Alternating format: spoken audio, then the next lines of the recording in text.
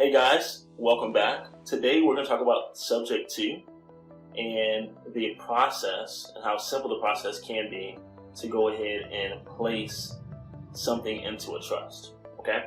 So for those of you guys who are not familiar, we'll go over this very, very quickly.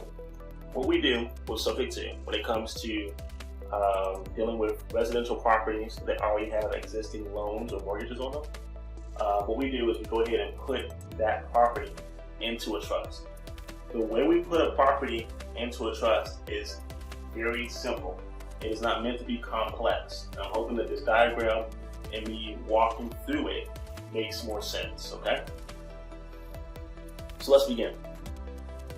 What you always have is you're going to have a deed, and that deed is going to tell you whose name the property or the properties are in, all right?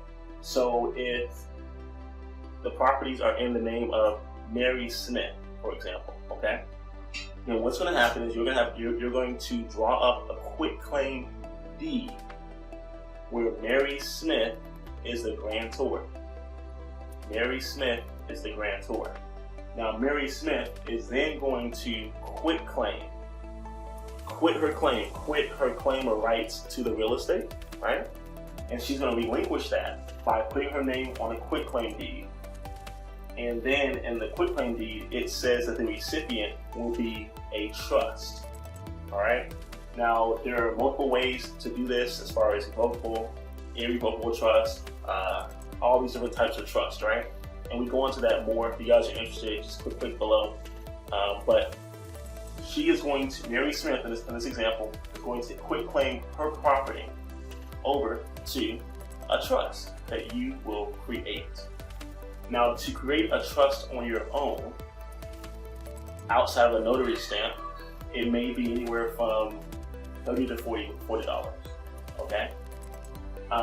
So once Mary quitclaims that property over, and she sends it over to your trust, you are going to record that quitclaim, all right? You're going to record that quitclaim. The next thing is that you're going to have a trust agreement drawn up. Now, once again, we talk about what type of trust to have. This is very important to make sure you have the right trust, okay? And in the link below, we actually give you a full PDF of 40 plus benefits of owning a trust, okay? 40 plus benefits. So if you ever are not sure, you can use that as a great resource guide, and it will propel you forward in your investing. Now, you will have a trust agreement.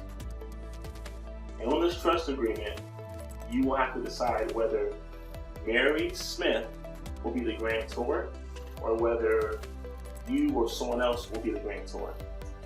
A large part of this, when it comes to a property that already has a mortgage on it, is that the bank or the loan documents will dictate who the grantor is, and then also, especially, it's going to dictate who the beneficiaries can or should be, okay?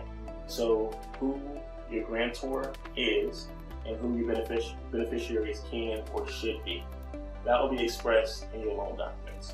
So real quick, before we conclude, we always have a quitclaim. We go from the quitclaim of the owner on title to a trust. Quitclaim to a trust. Quitclaim to a trust. Now, this means once you record this quitclaim, that the property records will show that it is no longer owned by Mary Smith. It will now show that it is owned by 1414 East Main Street, okay?